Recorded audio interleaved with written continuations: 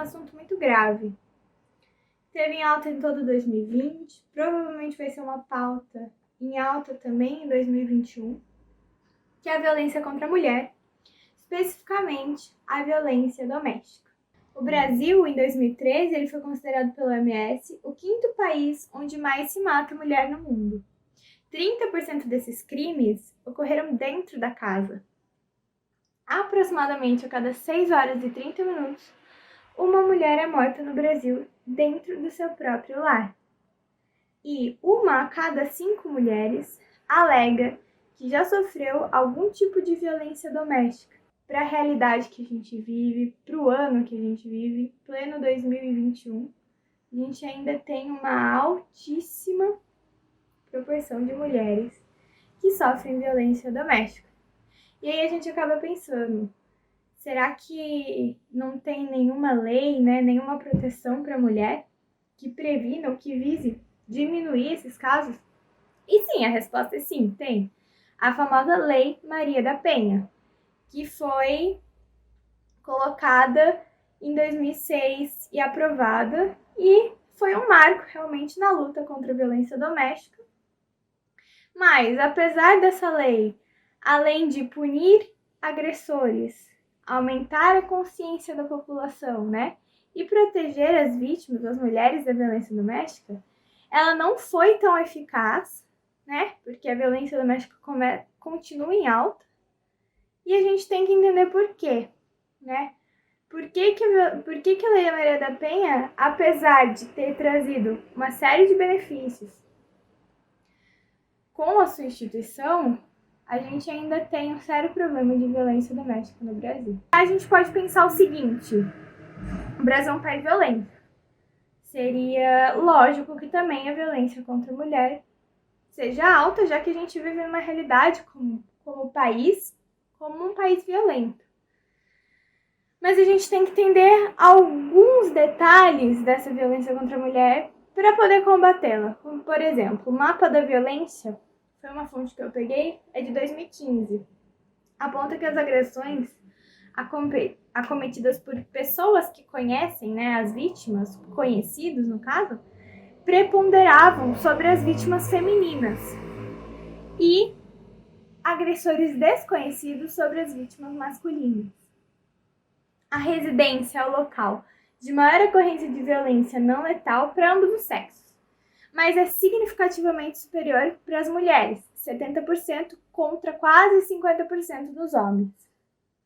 Também, segundo o mapa da violência, 67% do atendimento no SUS por violência doméstica contra a mulher registra como agressor algum parente próximo, parceiros e ex-parceiros.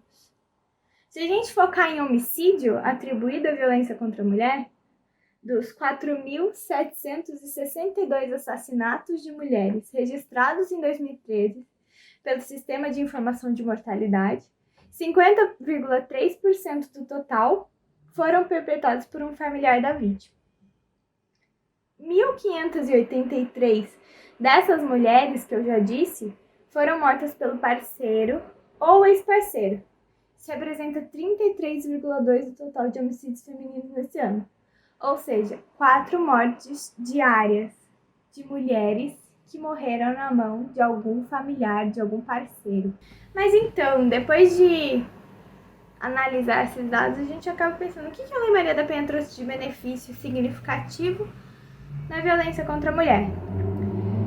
E eu encontrei uma pesquisa do Data Senado de 2018, não é há muito tempo, que comprovou que a Lei Maria da Penha, ela teve sim um papel importante na conscientização da população dos seus direitos. E ele traz o seguinte dado: as pesquisas apontam que o número de mulheres que afirmam já ter sofrido algum tipo de violência saltou de 17% em 2005 para 29% em 2017.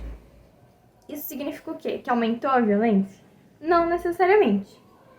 Mas o número de vítimas dispostas a comentar, a se expor, e a denunciar a agressão. Por quê? Porque isso conscientiza outras vítimas. também elas sabem que elas estão protegidas por uma lei. O Data Senado também colocou que houve incremento no percentual de mulheres que afirmou não ter tomado qualquer atitude após a agressão sofrida. Passou de 15% em 2013 para 27% em 2017. O mapa da violência e outros artigos também a respeito da Lei Maria da Penha apontam que, apesar de algumas reduções pontuais da violência contra a mulher, o Brasil teve um aumento no final das contas, né, analisando todos esses anos desde a instituição da Lei Maria da Penha, teve um aumento de 4,2% nos assassinatos de mulheres entre 2008 e 2018. Sendo que em 2013 e 2018 a taxa de homicídios na residência aumentou 8,3%. Segundo a Associação Brasileira de Criminalística, em 2011, o índice de elucidação dos crimes de homicídio é muito baixo no Brasil e varia entre 5% e 8%. Só para a gente conseguir comparar, esse percentual é de 65% nos Estados Unidos, 90% no Reino Unido e 80% na França. Estima-se que 7.912 pessoas estejam presas por violência doméstica. E é um número muito menor do que das vítimas atendidas pelo SUS.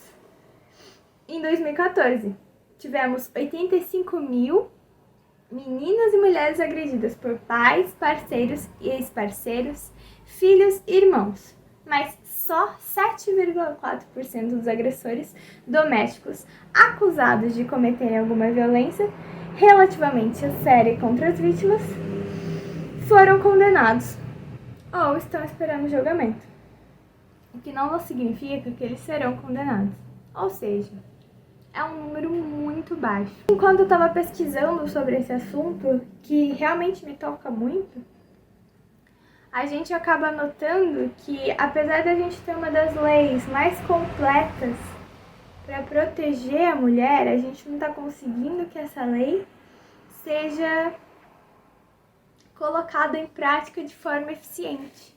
E enquanto eu estava fazendo essa pesquisa em relação a esse assunto, tem relatos de delegadas que trabalham nessas delegacias especializadas, né, para a mulher.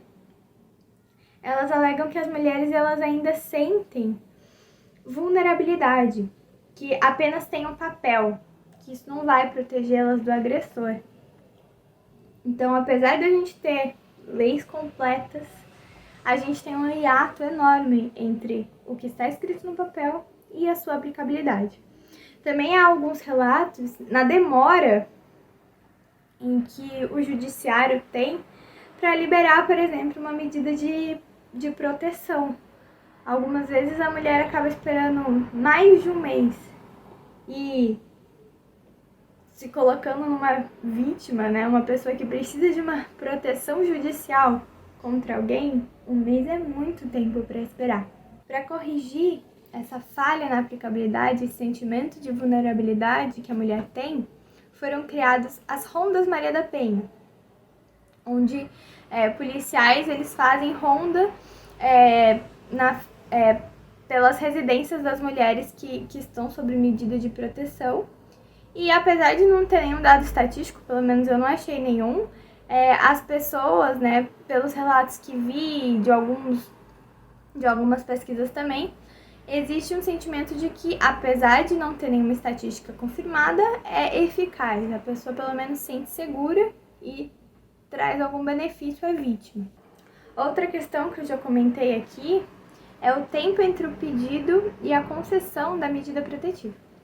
O delegado ele tem que fazer em até 48 horas o pedido, que vai para um juiz, que em tese tem até 48 horas, além dessas 48 horas do delegado, para conceder ou não a medida protetiva. Só que a realidade no país não é bem essa.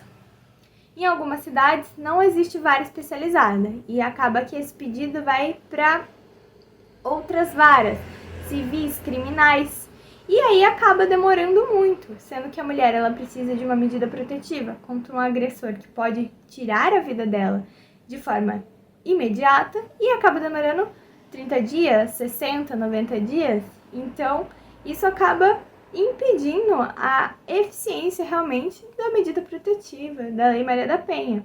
E é um motivo muito forte para a mulher se sentir vulnerável, não só sentir, mas ela está vulnerável. E houve uma tentativa de dar seriedade a esse processo da concessão da medida protetiva, visto que alguns locais realmente não tinha vara especializada e acabava demorando muito. Que é a PL, vou pegar aqui na minha colinha, PLC 07 de 2016. A sanção dessa PLC, ela concederia que as autoridades policiais concedessem de forma automática a medida protetiva. De qualquer forma, essa concessão seria enviada, para um juiz que poderia revogar ou não essa concessão. Acontece que essa PLC ela foi revogada pelo presidente Michel Temer e, acreditem ou não, diversos movimentos feministas e a Associação dos Magistrados Brasileiros fizeram forte pressão para que o veto ocorresse. E eu não sou da área jurídica, mas ao meu ver, essa medida seria assim fantástica contra a violência doméstica, porque uma vítima dessas, ela precisa sim da medida protetiva com urgência e não teria para mim não tem um motivo plausível para alguém simplesmente ser contra tal medida. Afinal, ia, no fim das contas, para apreciação do juiz. Mas visto uma urgência, o policial, o delegado ali no momento, poderia autorizar essa medida protetiva. Outra medida relacionada à violência contra a mulher é o projeto de lei 6.278 de 2019 e autoriza o porte de arma de fogo para mulheres que tenham medida protetiva. Ela ainda está em tramitação. Eu, particularmente, vejo que talvez seja uma medida interessante, mas não soluciona realmente o problema de violência doméstica. E apesar de diversas críticas de alguns movimentos da sociedade ao combate à violência contra a mulher, não se propõe, não se debate de forma adequada como a gente vai diminuir, essa distância entre o que está escrito na lei e a aplicabilidade. Como é que a gente vai realmente diminuir a violência contra a mulher? Como que a gente vai, de forma eficaz, diminuir o número de mulheres mortas dentro de casa? Enquanto isso, debate-se cultura do estupro, machismo, feminicídio e não se importa com estupradores, violentadores que estão às soltas nas saidinhas de feriados, nas saidinhas de Natal. Enquanto isso, essas vítimas, pessoas, indivíduos que têm família, mães, filhas, irmãs, amigas, viram apenas números, estatísticas, nomes representados por uma agenda ideológica, sem a real preocupação com suas vidas. E você? O que você achou de tudo que eu te falei? Você concorda e discorda com as medidas já adotadas? Esses projetos de lei, aquele que foi vetado e aquele que está em tramitação, o que você acha deles?